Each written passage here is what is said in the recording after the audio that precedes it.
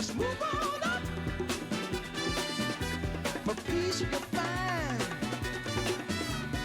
into the steeple of beautiful people where there's Alright, and we are back, guys. Continuing on from the last episode of Big Yellers, today we're going to do a faction review on Grinnin Blades Kruleboyz. It's an interesting one. There's a lot to go into. It's a hot topic around Kruleboyz right now. Everyone tells you should take it. Everyone thinks you should take it. You probably do use it a lot if you're playing Kruleboyz. It's a great faction to play.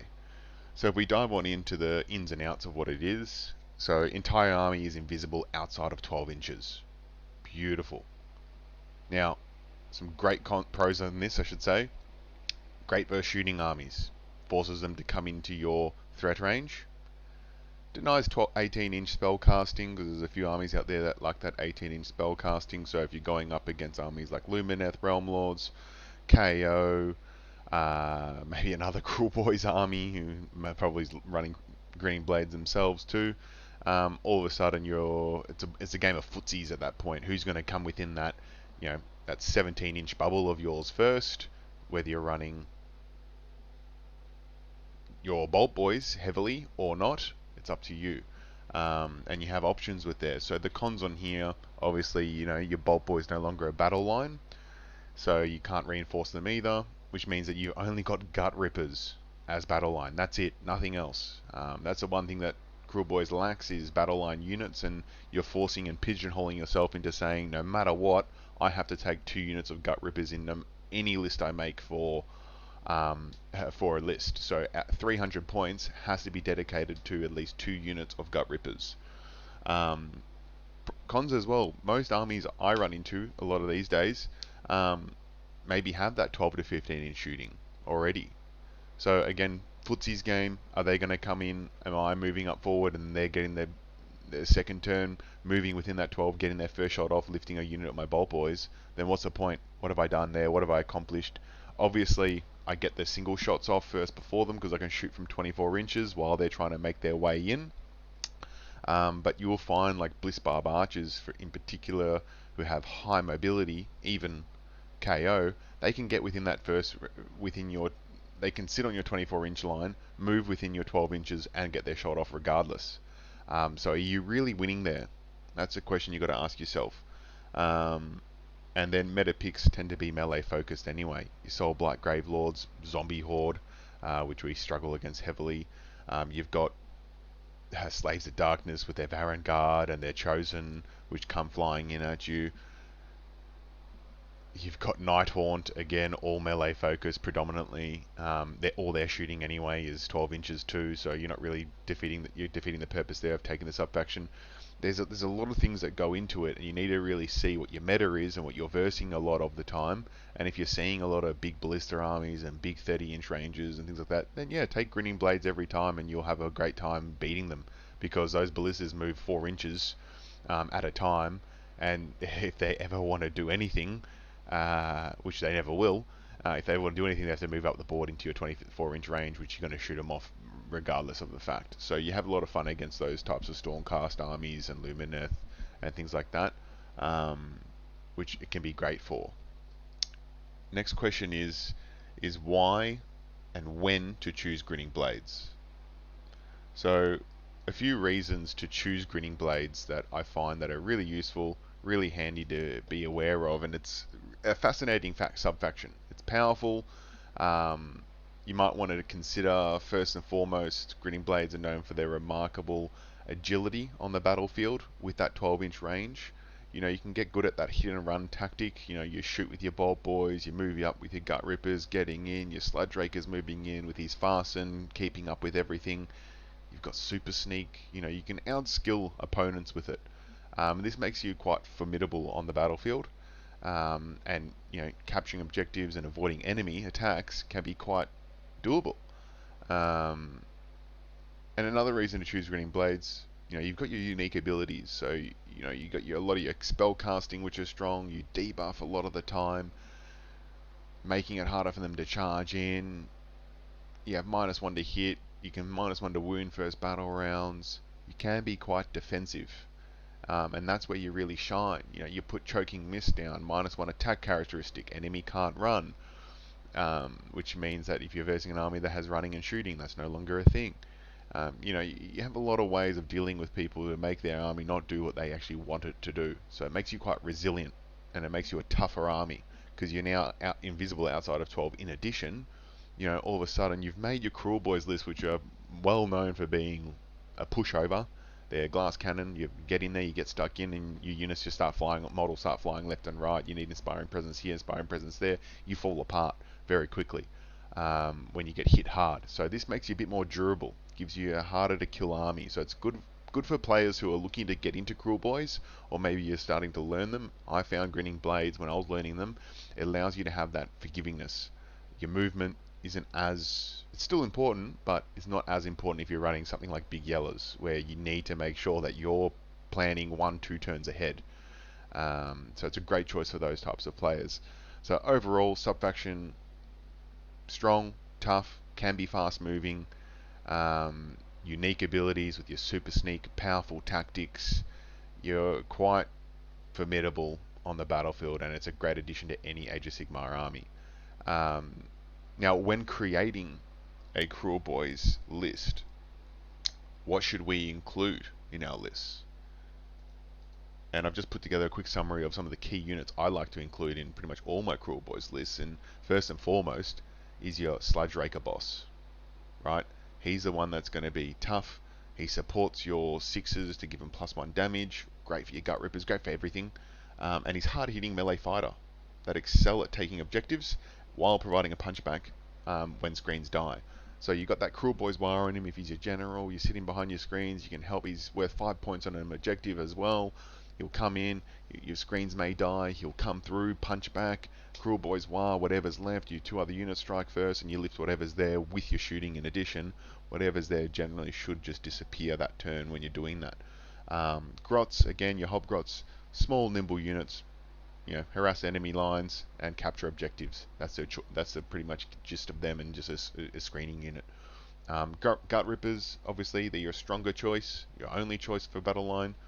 Being able to hold their own in melee combat. They've got now a natural built-in -1 to hit. I remember a year or 2 ago when I first bought the Dominion box, you had to cast it on, you have to roll higher or less than their bravery to even target just 1 unit. Now it's just whoever's attacking them, -1 to hit unless they're a hero or monster. And then your Manskewer Bolt Boys, they're the excellent unit to include. Huge amounts of damage output.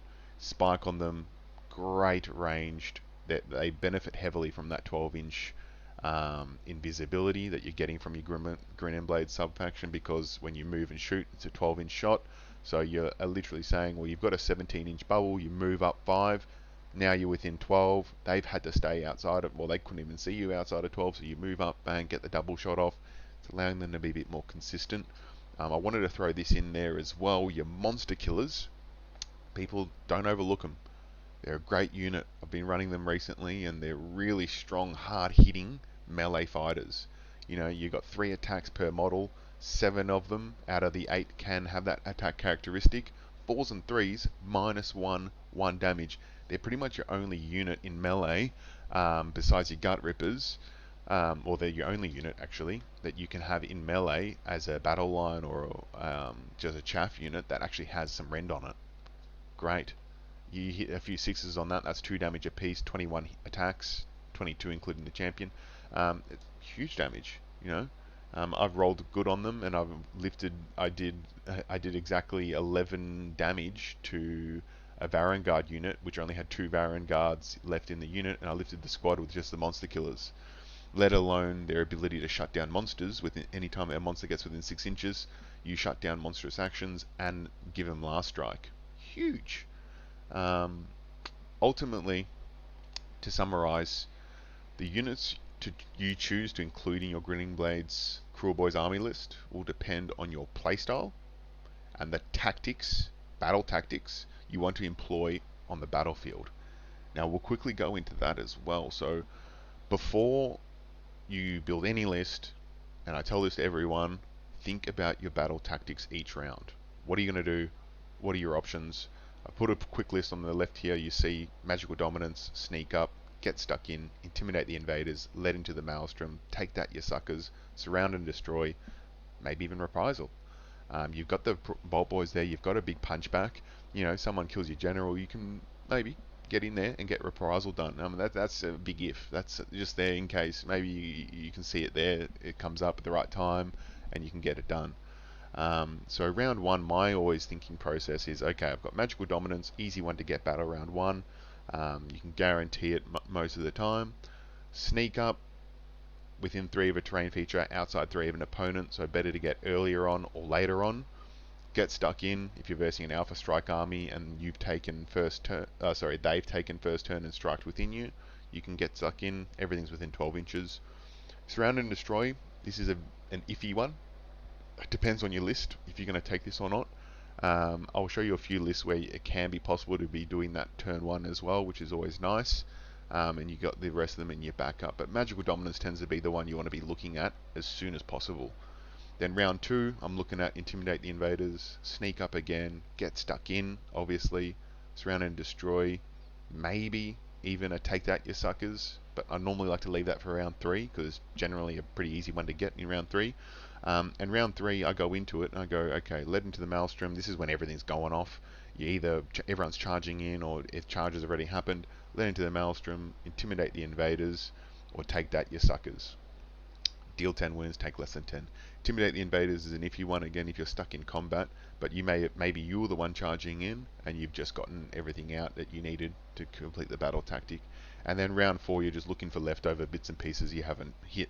So again, Reprisal, maybe your general has died at that point and you want to just clean up whatever's left over that you haven't finished off killing that killed your general, and maybe they've only got a couple of wounds left, and you go, yep, easy to get. Set up for a Surround and Destroy, move, spread out, maybe once everything's dead, and just your leftovers. And again, round 5, whatever you've got in your pocket. And this is where if you do Magical Dominance first and they've charged you round 2, doing your Sneak Up in round 4 or 5 can be quite easy to get. So it's always good to have in your back pocket at the same time. So these are some of the things you want to consider before going into it. And I'll just quickly go through some lists that I've put together that you can run, just some ideas that I've seen and that I've tried, and yeah, we'll get stuck into that now. Just give me 1 second. Okay, so first up on the list is your Breaker Boss on Mybrit Troggoth, Vile Manticore Venom, Fasten Trait, you got your Gobsprack, you got your Sludge Raker, your 2 Swamp Caller Shamans, you got a 20 Blobber Gut Rippers, 10 HobGRS, 12 in total Bolt Boys, 10 Gut Rippers, 10 HobGRS again. So you've got a pretty beefy screens here. You know, you've got 20 HobGRS and 30 Gut Rippers to sit on the screens, right? You've got 12 Bolt Boys that dish out those mortal wounds when you need it to. You've got Merciless Blizzard on one of your other Shamans. So that round 2 or 3, if they're getting stuck in, you've got your 12, technically, you'll have 26 shots in total from your Bolt Boys and a potential Merciless Blizzard. Now we do run Andorian Acolytes in this one to help you with getting that Blizzard off when you need it. You got Sneaky Miasma in case you need to move your Gobsprack around, in case you need to move your Sludge Raker. It's always nice to have, you know, that's why I put the Fasten Trait on Breaker Boss, and then I have my General with Super Sneaky, and then I can move my Sludge Raker up with my Breaker Boss and go in for a punch with the Kruleboyz. Maybe Gobsprack flies in, maybe my 20 Gut Rippers are stuck in as well. You kind of have that that punch there waiting for you to happen. So you've got a few options here. This is definitely ranged reliant, and you're just kind of sitting there trying to get the shots in that you need before the combat actually happens, and try and take out a couple of units, weaken some things, which is always nice. I'll move on to the second list just here. You've got again Breaker Boss, Gobsprack, Snatcher Boss, Swamp Shaman, 20 Gut Rippers, 10 Gut Rippers, 10 HobGRS, and this time I've switched out one of the HobGRS for a Beast Skewer Killbow. Now this is optional. You don't need to do that. I like to just sometimes throw it in to see. I've had some games where I do hit it and it does like 10 damage, 12 damage, Great against Gargants. I find I don't see many Gargant players in my meta at the moment, and I found that I've been running it and it kind of just does nothing. You know, I had a game against a tournament in recently, a couple of weeks ago now, maybe a month or two ago now, where I played it and it was a Blades of Corn player, and he had like 3 Bloodthirsters, and I never got it to hit once. On a 2s and 3s, it always missed. Maybe I got the hit and missed the wound. So I've just kind of found that for 80 points for it to sit there and do nothing, I'd rather a cheap chaff HobGRS unit that can help me get battle tactics, help me get objectives, run them up, screen out, do whatever I need to do, send them in with that my super sneaky and just say, nope, you're not going anywhere if they're all cavalry based. You know, you got a few options. Your Grand Strat as well. I've got Crump 'em all on this one, and the last one had Crump 'em all. This is a bit of a tricky one. I mean, I've seen some people running it. You just got to kill everything and have the opponent have less than 2 units left or less than 3 units left on the battlefield. I've recently found that that's actually harder to do. Like I know with Kruleboyz, you generally get to that point, either you're all dead or they're all dead by round 3 or 4. But I found running War as your Grand Strat is easier, especially if you're switching this out for the HobGRS. So now you've got 1, 2, 3, 4 units, including your HobGRS like this here, and Big War's a lot easier to get because you've got such a big blob of Gut Rippers. Getting through all of those Gut Rippers is quite hard for most people. That's 40 wounds, 5 up save. You can give them, you can stack them with the Swampcrawler Shaman if you really want to give them the elixir. You can give them all out defense and Mystic Shield. All of a sudden, you know, you're going to be saving on 4s a lot of the time. Getting a negating rend, they survive, and you just move them up. By that point, you're already in the middle of the battlefield, and you just auto run them, and you've complete your Grand Strat at the end. It's an easy Grand Strat to get a lot of the time, and I found that since I did that, I was getting my Grand Strats a lot more. So this was one I actually ran at a tournament just recently. And this was, again, with the War, Grinnin Blades, Indomitable, Gobsbrack, Killer Boss on Gnashtooth, Egomaniac, and Smellian, Swamp Boss Gumdrek, Swampcrawler Shaman, Merknob Belcher Banner, with Arcane Tome. I put the Arcane Tome on him just so he can actually dispel as well, and do some Mystic Shields or whatever he needs to do with that. And only reason I was standing there, I had 70 points to play with, and I was like, you know what, I'll just throw the 70 points in, because I could have taken the Sludge Raker boss and be at 1940, but instead I dropped it to the Scumdrek and threw him in because I had the points available, and he gives me a 5-up Spell Ignore. You know, someone tries to blizzard you at a crucial time, and you roll that 5-up, mate, it's there. It's there in case you need it. I found he's not that great, but, you know, you never know. He can come in handy. And this is on the same theme as the first list, of pretty much. You got your 20 or your 30 Gut Rippers, 20 HobGRS, and 12 Bolt Boys. The idea with the Egomaniac here, because I'm running such a big front line, I throw my HobGRS, Gut Rippers, Bolt Boys behind it. I have my Gnashtooth on the middle or on the side, always being within 3 inches of this 20 blob and within 3 inches of a HobGRS unit. At least in that way, you're never having to fail Battle Shock. You can save your battle. You can now use your command points wherever else you need it. Maybe use it on the other Gut Ripper squad that he's out of range of. And you have your Scumdrek there, and you come in with your Gut Rippers, you charge in. You got your charge in with your Killer Boss. You get the +1 attack with the Killer Boss. You got Smellian. I got Smellian there in case they charge me, which a lot of the time it happens. That's the way with Kruleboyz we work. We shoot. We move up a little bit, shoot, they come in, they charge in, and then he gets stuck into combat, and all of a sudden he's -1 to hit as well. Gut Ripper's -1 to hit, Gut Ripper's -1 to hit. Everything's -1 to hit. You all out defense on him. You maybe Finest Hour as well, and even a Mystic Shield on top. Mate, this guy is 3-up base save, all of a sudden becomes a 1-up save. He's living through a lot of stuff, and then you're also passing off the damage that he fails to hear. Sometimes I've had games where people have put in 20 to 30 damage into him, and he survived. Only a 10 wound hero. And then I pass him to the Gut Rippers. Sweet, I can't fail Battle Shock anyway, so I'm not stressed about that. Gut Rippers get out of combat. Awesome. Rally. 10, 15 of them die in that combat phase, or even like 18 of them, I've got 2 left, right? I rally, that's 18 dice I can roll for a 6-up. You bring a couple of them back every turn, it makes him even more tanky, and then you move him in with your HobGRS, and your HobGRS can flare out. You're running the Scumdrek. One cool thing you can do here, actually, that I've done a few times, you can guarantee a triumph.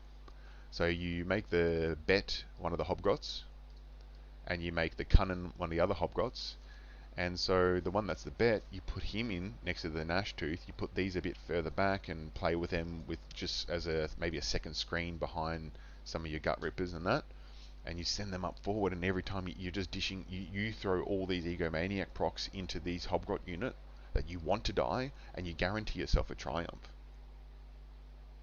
I've done it like every time I run this list, maybe out of every 10 games, you'll probably get it 7 out of every 10, 6 out of every 10. You can pretty much say, I will get it.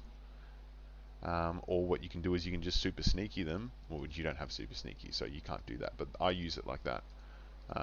If you do take super sneaky, you just throw the Bet right up in front of them, charge them in if you can, and you just say, kill them. But by all means, give me my triumph. Or you can just leave them there as a screen. They have to charge in. You've just wasted a whole movement phase for them, and you've only let them move up 9 inches on the board. You can even move up 5. I think, 5 inches you move up with them, and you're outside of 4, and then all of a sudden they have to charge into you to get past into your army, which means that they're wasting a whole battle round with whatever it stops, moving only 4 inches in the turn, which is a great way to do it. And then you've got this sort of list, which I've added 40 Gut Rippers, 20 HobGRS, and only 3 Bolt Boys. So we're going away from the shooting now.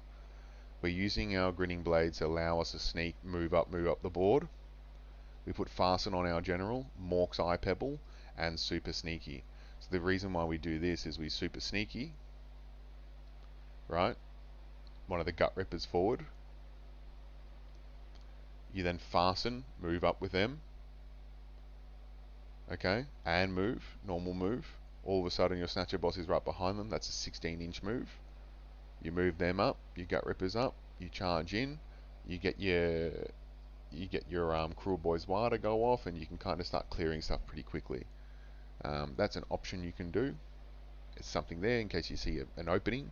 I take Mork's Eye Pebble because if that's the way I'm going to be playing with a heavy melee focus, and they get within 12, I want to have a round where I can just say, nope, I got a 5-up ward against all your shooting for this round. And it gives me another round to just say, okay, I live with a bit of everything else. I threw in the Killer Boss with Stabgrot here. Now the reason why we use him instead of the Gnash Tooth is because he's a foot hero. And what have we got to our advantage now? That always annoys us is Lookout Sir. So we move up, keeping him within 3 at all times of all these big blob of Gut Rippers and HobGRS. Move up the board. He's unshootable. He got -1 to hit as well on top of it with the Lookout Sir. I mean, you got Grinnin Blades anyway, but still the -1 to hit with the Lookout Sir is a nice thing to have. You put the shield on him. He's a 3-up save as well. 6 wounds. It's great. 3-up save. All out defense. Finest hour on him as well. He'd be a 1-up save as well. He's not going to die that quickly. So he's going to be there to just keep this block alive. And again, you don't have to waste CP on Inspiring Presence anymore. Which then means you can all-out attack more often. You can all-out defense when you need to. You can maybe redeploy a bit more often. You can always save one for or unleash hell you're not going to really be as worried about. And super sneaky option in a list like this, maybe with your 3 Bolt Boys 120 points, you run up with your 7 attacks, and you just super sneaking them up within 17 inches of something you want to die straight away, and move up forward and just kill it. Get rid of it when you need to. Just int them. Int them to kill an important unit that you want to die. 120 points, 7 attacks, you're going to average, depending on the save characteristic, you can average, if you spike on that, you can just lift a hero. You can do up to, with 7 attacks, you can do, sky's the limit really, but you'll average at around 10 wounds, let's say, on a 3-up save. 9 wounds. That's great. For 120 points, just throw in and maybe kill a hero. Because you're getting within 12 now, so lookout sir is no longer a rule. -1 to hit, doesn't matter, you're fishing for 5s and 6s for 6s anyway. You know, you can all out attack on them, 3s and 3s, or go back to 4s and 3s because of lookout sir, obviously. But yeah, you can do those things. This list is very similar. The only thing I've changed is I've thrown in 2 Snatcher bosses. So you've got your Snatcher boss. No, sorry, this one has your 2 Snatcher bosses. Just quickly, I'll say the reason why I run 2 on this one, and a lot of people say, oh, but it doesn't stack the +1 damage. No, but when you've got this many blobs of units walking around, it's impossible to keep them within 12-inch bubble of the first Sluddraker. So now you can set up 2 Sluddrakers on either side of your screens, and then that way everything is always guaranteed +1 damage on a 6. So when you've got 40 Gut Rippers in combat attacking, and each 6 is 2 damage, and let's say you even want to use one of your Swamp Crawler Shamans to give them on 5s, or you give them the elixir, whatever you prefer. Sometimes you might want the damage to just kill something. Every 6 is 2 damage. That's 82 attacks in total between these 2 units. Maybe you only get 60 of them in because of the way pile-in works and everything, but you got the 2-inch reach, so 9 times out of 10 you're going to get most in. Let's say you only get 60. Average of 60 is 10 6s. Right? You're going to get 10 6s on average with 60 attacks. Okay? Now, 10 by 2, that's 20 mortal wounds in a phase. That's without your 5s doing doing mortals too. If you did the 5s, you have another 10 there because you average 10 5s too. On average, just statistically. Right? So that's 30 mortal wounds in this blob of units if only 60 attack out of the 40 of them. If you only get 60 attacks out of the total 82. Okay? You do 80, fish. So quite a bit more. And again, HobGRS here, this is where, in this sort of list, where you're running these 2 HobGRS units, and you've got your Gobsprak in the back, this is where I was saying you can actually do your Surround and Destroy turn 1. HobGRS on one side, HobGRS on another side, Gobsprak in the back for Magical Dominance turn 1, or you can even just set up for Surround and Destroy turn 1. Either or. You go Surround and Destroy turn 2, Magical Dominance turn 1, and you've got everything else available to you afterwards.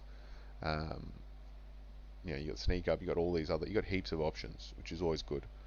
And this list here, I've just thrown in a Breaker Boss and an extra 3 Bolt Boys. So a little bit heavier on the shooting side, less on the front line, harder to get everything within the 12 inches because you're running so many bodies, but this is going to be your damage output. Bang, shoot, the 13 shots on a 2 double shot. You're getting 6s doing 3s, you got Fasten on him, you got Vial of Manticore Venom on your Breaker Boss, on the clubs. And the reason why you do this, because it's 3s and 3s on all of his attack profiles.